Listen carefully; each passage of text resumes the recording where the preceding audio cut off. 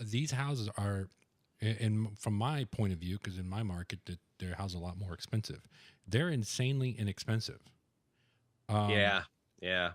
why is It's that? nice. That's what I was thinking. But It's nice. why is that? Is it, are they really good deals, or do the Yes, houses just need a ton of work, both. or both? Okay. Yeah.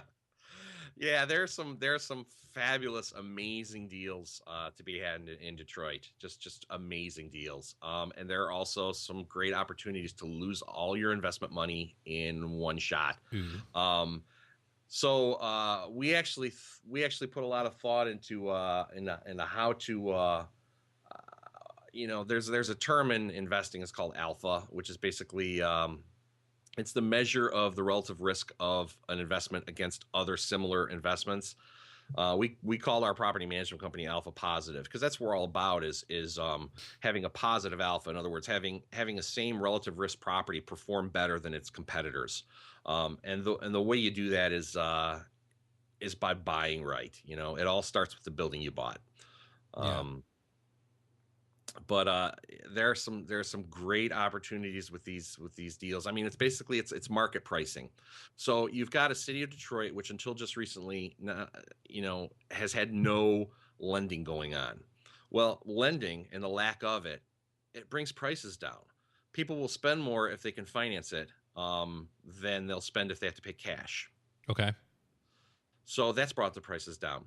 The the tax base in the city, the tax rate in the city is relatively high. I mean, some people think it's outrageously high, but you can fight that and bring your individual property taxes down if you know who to work with and get the procedure done, which we do.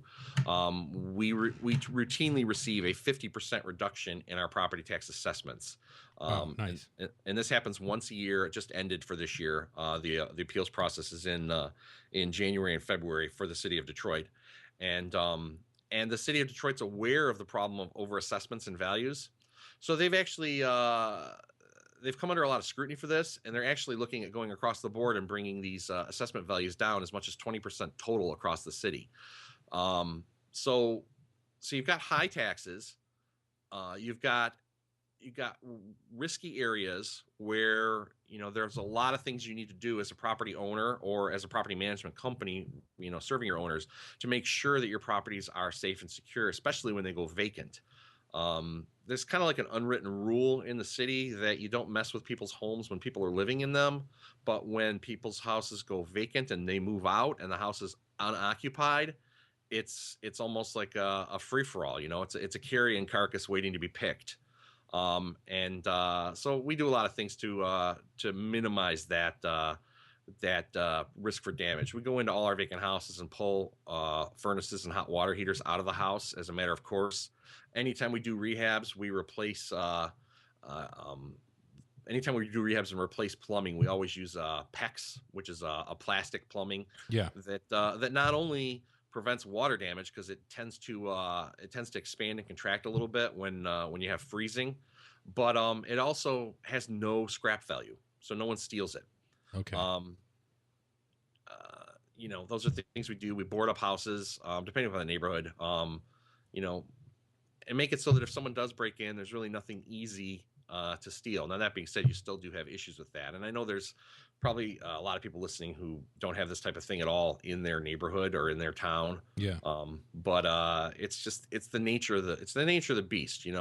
But there's nowhere else. I don't think you're gonna, in a high value, a low cap rate city like I don't know, say St. Petersburg, Florida. Yeah. It's probably not a big problem there, but you're Yeah. also not going to get 15 to 20% return on rental properties in St. Petersburg, I wouldn't think. Yeah. No, it's well, since I'm close to St. Pete, it's you're not going to get that return. It is a problem. It's not maybe to that extent. But when we have a house that goes vacant or we're in the process of rehabbing, almost get done, we actually do not put the outside air conditioning unit in place. We just leave it in the garage. Now, that being said, most people aren't breaking in and stripping everything out, just because there's too many neighbors around and too many people watching what's going on. But yeah, I imagine that can be very expensive repairs.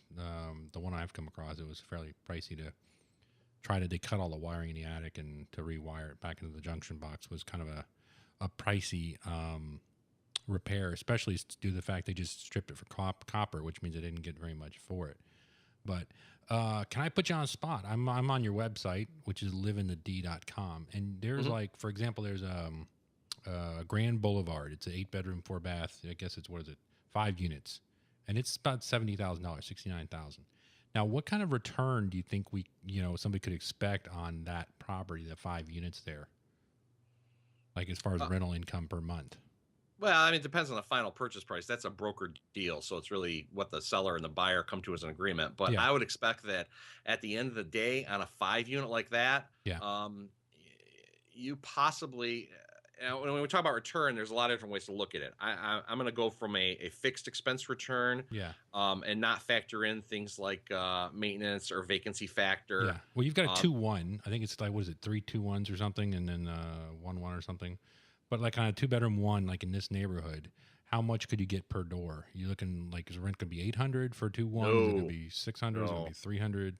Nah, it's probably more like 450 to 5, Okay. maybe 550.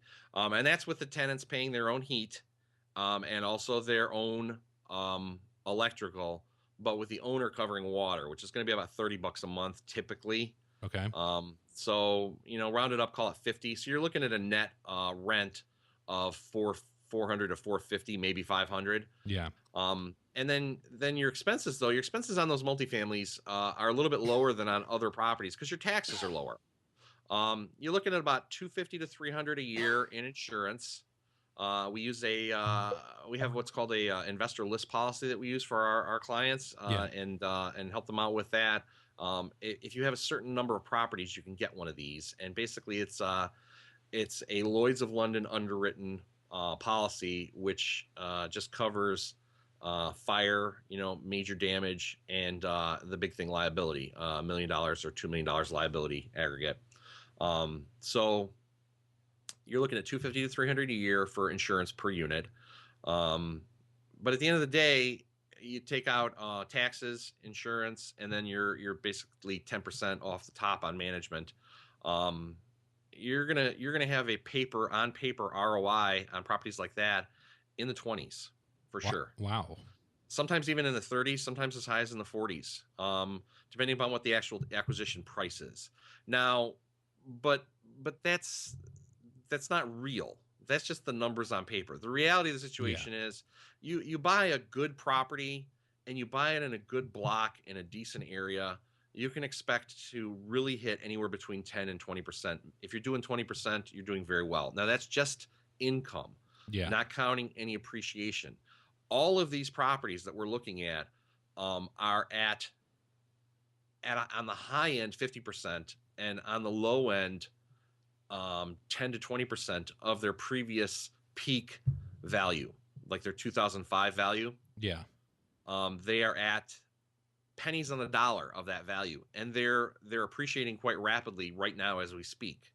Um, like percentage points a month Wow. increase. So looking at the appreciation potential over the next 5-10 years, it's not unrealistic to think that your property very well could double in value. Plus you're making 10 to 20% on your money every month, realistically, after taking care of all your expenses, all your costs, all your risks. It's not a bad place to put your money, compared to a lot of other possible investments out there in the world.